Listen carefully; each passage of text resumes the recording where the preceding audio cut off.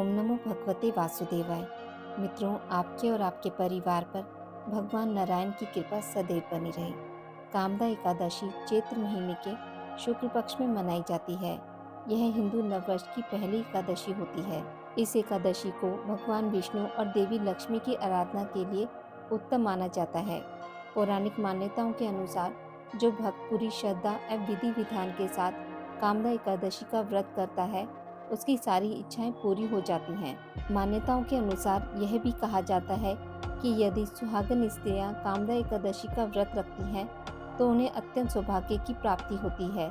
यदि कामदा एकादशी के व्रत को सच्चे मन एवं श्रद्धा से किया जाए तो सारे पापों से मुक्ति मिलती है एवं कष्टों का निवारण होता है। चलिए सुनते हैं कामदा एकादशी की व्रत कथा। धर्मराज युधिष्ठिर कहने लगे कि हे भगवान, मैं आपको कोटि कोटि नमस्कार करता हूँ। अब आप कृपया करके चैत्र शुक्ल एकादशी का महात्म्य कहिए। श्री कृष्ण कहने लगे कि हे धर्मराज, यही प्रश्न एक समय राजा दिलीप ने गुरु वशिष्ठ जी से किया था और जो समाधान उन्होंने किया वो सब मैं तुमसे कहता हूँ। प्राचीन काल में भोगीपुर नामक एक नगर था। वहाँ पर अनेक ऐश्वर्य से युक्त पुंडरीक नामक एक राजा राज्य करता था। भोगीपुर नगर में अनेक अप्सरा, किन्नर तथा गंधर्व निवास करते थे। उनमें से एक जगह ललिता और ललित नाम के दो स्त्री पुरुष अत्यंत वैभवशाली घर में निवास करते थे। उन दोनों में अत्यंत स्नेह था, यहाँ तक कि अलग अलग हो जाने पर दोनों व्याकुल हो जाते थे। एक समय पुंडरीक की सभा में अन्य गंधर्वों के सहित ललित भी गाना गा रहा था। गाते गाते उसको अपनी प्रिय ललिता का ध्यान आ गया और उसका स्वर भंग होने के कारण गाने का स्वरूप बिगड़ गया। ललित के मन के भाव जानकर कारकोट नामक नाग ने पद भंग होने का कारण राजा से कह दिया। तब पुंडरीक ने क्रोधपूर्वक कहा कि तू मेरे सामने गाता हुआ अपनी स्त्री का स्मरण कर रहा है, अतः तू कच्चा मांस और मनुष्य को खाने वाला राक्षस बनकर अपने किए कर्म का फल भोग। पुंडरीक के श्राप से ललित उसी क्षण महाकाय विशाल राक्षस हो गया। उसका मुख अत्यंत भयंकर, नेत्र सूरज चंद्रमा की तरह प्रदीप्त तथा मुख से अग्नि निकलने लगी। उसकी नाक पर्वत की कंदरा के समान विशाल हो गई और गर्दन पर्वत के समान लगने लगी। सिर के बाल पर्वतों पर खड़े वृक्षों के समान लगने लगे तथा भुजाएं अत्यंत लंबी हो गई। कुल मिलाकर उसका शरीर 8 योजन के विस्तार में हो गया। इस प्रकार राक्षस होकर वह अनेक प्रकार के दुख भोगने लगा। जब उसकी प्रियतमा ललिता को यह वृतांत मालूम हुआ तो उसे अत्यंत खेद हुआ और वह अपने पति के उद्धार का यत्न सोचने लगी। वह राक्षस अनेक प्रकार के घोर दुख सहता हुआ घने वनों में रहने लगा।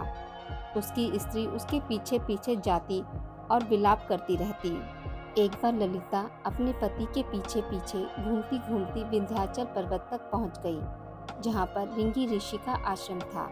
ललिता शीघ्र ही रिंगी ऋषि के आश्रम में गई और वहां जाकर विनती भाव से प्रार्थना करने लगी।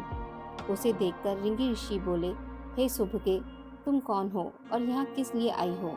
ललिता बोली कि हे मुने, मेरा नाम ललिता है। मेरा पति राजा पुंडरीक के शाप से विशालकाय राक्षस हो गया है।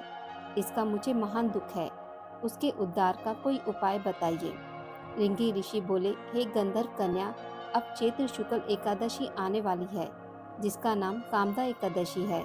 इसका व्रत करने से मनुष्य के सब कार्य सिद्ध होते हैं। यदि तू कामदा एकादशी का व्रत कर उसके पुण्य का फल अपने पति को दे दे, वह शीघ्र ही राक्षस योनि से मुक्त हो जाएगा और राजा का श्राप भी अवश्य ही शांत हो जाएगा। मुनि के ऐसे वचन सुनकर ललिता ने चैत्र शुक्ल एकादशी आने पर उसका व्रत किया और द्वादशी को ब्राह्मणों के सामने अपने व्रत का फल अपने पति को देती हुई भगवान से इस प्रकार प्रार्थना करने लगी, हे प्रभु, मैंने जो यह व्रत किया है इसका फल मेरे पतिदेव को प्राप्त हो जाए, जिससे वह राक्षस योनि से मुक्त हो जाएं। एकादशी का फल देते ही उसका पति राक्षस योनि से मुक्त होकर अपने पुराने स्वरूप को प्राप्त हुआ। फिर अनेक सुंदर वस्त्र आभूषणों से युक्त होकर ललिता के साथ विहार करने लगा। उसके पश्चात वे दोनों विमान में बैठकर स्वर्गलोक को चले गए।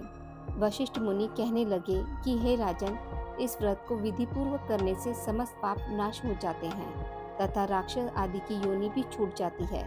संसार में इसके बराबर कोई दूसरा व्रत नहीं है।